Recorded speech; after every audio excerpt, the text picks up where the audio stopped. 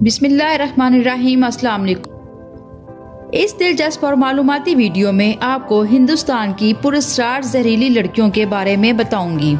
कदीम ज़माने की बात है, हिंदुस्तान के एक रियासत का महाराजा शिकार खेलने के लिए जंगल की तरफ जा रहा था। रास्ते में इसका गुजर एक खूबसूरत गांव से हुआ और इसी गांव में इस महाराजा की मुलाकात बहुत ही खूबसूरत सैडोल जिस्म की मालिक नौजवान लड़की से हुई।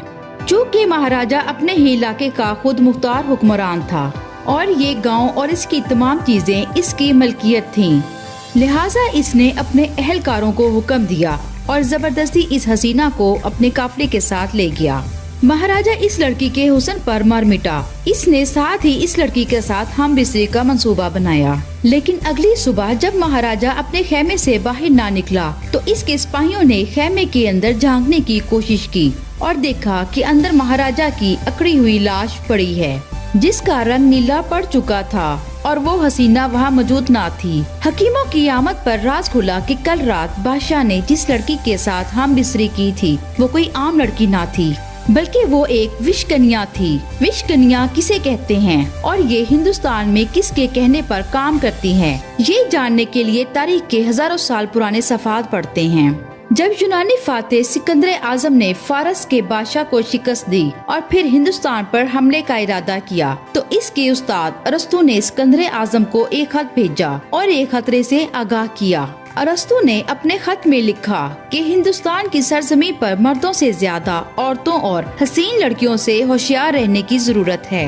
अरस्तु के मुताबिक हिंदुस्तान की लड़कियां अपने जहर की मदद से इंसान को मौत के घाट उतार सकती हैं। सिकंदर आजम अपने सफर और हिंदुस्तान पहुंचने तक इन बलाओं से दूर रहा, जबकि सिकंदर की मौत एक जहर से हुई थी। अरस्तु ने सिकंदर को जिस खतरे के बारे में बताया था वो विष कन्या थी। विष कन्या हिंदी जुबान का लफ्ज है। विष का मतलब जहर और कन्या का मतलब लड़की है। ये दुनिया की एक सफाक कातलों की खास तंजीम है। ये तंजीम हसन बिन सबा और इसके फदाइयों ने सैकड़ों साल पहले बनाई। ये तंजीम ऐसी नर्मो नाजुक लड़कियों पर मुश्तमिल थी जिनका थूक, खून और पसीना तक जहर आलूद था। ये अपने शिकार को एक बोसे से मार देती थी। इस तंजीम के लिए हिंदुस्तान से खूबसूरत लड़कियां लाई जाती थी। इन लड़कियों को खुराक में थोड़ा थोड़ा जहर दिया जाता था और वक्त के साथ साथ इसकी मिकदार बढ़ा दी जाती थी। इस अमल में बहुत सी लड़कियां मर भी जाती थीं, कुछ बीमार और माजूर भी हो जाती और बहुत कम लड़कियां ऐसी होती जो मजबूत कुव्वत मुदाफित के बाइस इस जहर को हजम कर लेती। कदीम तहरीरों के मुताबिक अपने वक्तों के बहुत ही माहिर तिब इस खतरनाक ग्रोह का हिस्सा हुआ करते, जो हिंदुस्तान भर से मजबूत कुव्वत मुदाफित वाली लड़कियों को तलाश करते। इन लड़कियों को बेहतरीन खुराक और तालीम तरबियत से सजाया संवारा जाता था। 16 बरस की उम्र तक ही लड़कियां होशरुबा हुस्न की नमूनों में तब्दील हो जाती। मुनासिब खुराक और दीगर महंगे लवाजमात के सबब इनकी जिल्द इतनी रोशन और मशहूर कुन हो जाती कि इन पर से नजर ना टिकती। ऊपर से अदबो आदाब, बाला की खुश लिबासी, शमशीर जनी से लेकर तीर अंदाजी और रक्स में महारत, ये हसीन और नोखेस बलाएं ऐसी होती कि साधु सन और जोगी भी इन्हें देखकर अपने हवास खो बैठते। तब इन विष कन्याओं को इनके खरीदार की मर्जी के मुताबिक किसी महाराजा, राजकुमार या किसी आला शख्सियत को मौत के घाट उतारने के लिए इस्तेमाल किया जाता।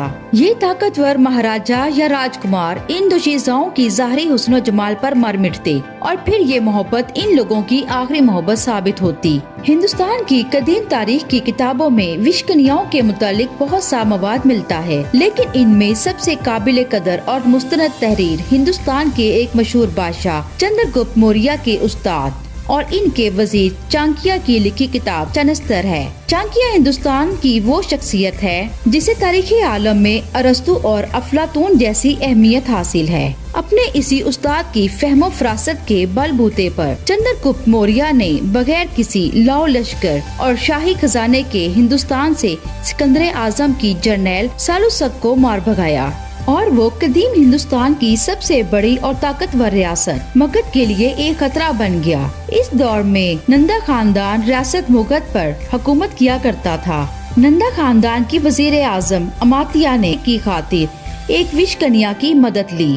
लेकिन चाणक्य की गैर मामूली जहानत की वजह से ये विषकन्या नाकाम हो गई और चंद्रगुप्त मौर्य जिंदा रहा। चाणक्य ने एक मर्तबा तो अपने बादशाह और शागिर्द की जान बचा ली, लेकिन वो हर बार कामयाब हो ऐसा मुमकिन ना था। लिहाजा इसने चंद्रगुप्त मौर्य की कुव्वत मुदाफियत को जहर के खिलाफ मजबूत बनाने के लिए इसके खाने में थोड़ा थोड़ा जहर देना शुरू कर दिया। एक मर्तबा चंद्रगुप्त मौर्य का ये जहरीला खाना इसकी बीवी महारानी दर्धानी ने खा लिया और इसकी मौत वाक़या हो गई। बाद में चाणक्य ने विषकन्याओं की एक बड़ी तादाद को तैयार किया और इन जहरीली हसीनाओं के जरिए अपने बड़े बड़े दुश्मनों को मौत के घाट उतार दिया। पाकिस्तान के इलाके टेस्ला में पैदा होने वाले ज़हीन-ओ-फ़तीन माहिर मुआशियात सियासतदान ने अपनी किताब अर्शी शास्त्र में विषकन्याओं की अहमियत, इन्हें तैयार करने और इस्तेमाल करने से लेकर इनसे बचाव तक के तरीके बयान किए।